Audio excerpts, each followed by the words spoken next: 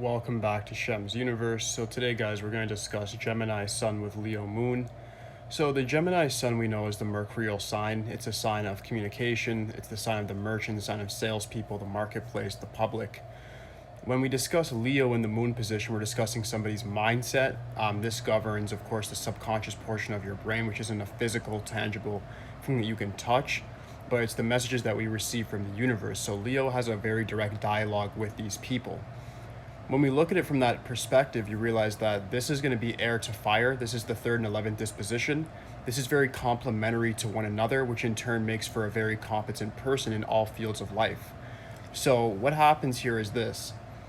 Gemini, when mixed with Leo as a moon sign, becomes somebody who's very, very power hungry, very ambitious, very much able to adapt to harsh environments that they're put into due to the harshness of the 3rd house, which represented in Eastern astrology as the 3rd disposition. So what that means is their mindset actually adapts to harsher and more cruel environments in comparison to other people that would more so succumb to those effects.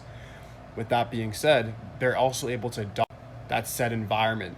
So when they're able to dominate the set environment, they're then able to take it over in that sense of becoming a leader, a beacon, a sort of beacon of light to the people that are within that set environment. So they're able to inspire people.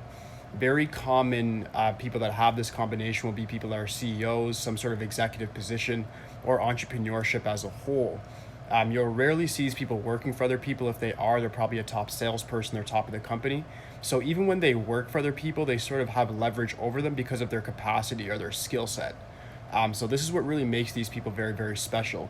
If you have this combination, I would definitely recommend make sure that you utilize your communication skills to its maximum capacity so that you actually do receive the most back for your skills, meaning you're getting a lot of compensation monetarily.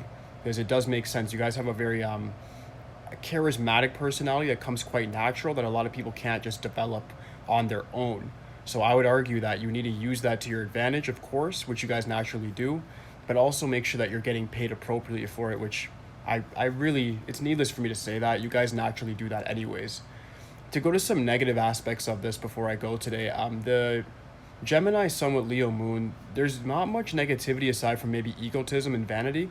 And what that means is that you guys can be overly materialistic, overly vain over your own skills, to the point where you just sort of see yourself in sort of this like God dichotomy where you're up here, everybody else is down here. I'll be honest, this is useful in the capitalistic world that we live in, but on a personal, more social sort of component, it might prove to be detrimental to you just because other people might get annoyed by this sense of being looked down upon. But aside from that, that should conclude this video. Like, subscribe, holla at me. That's it for today, guys. Peace.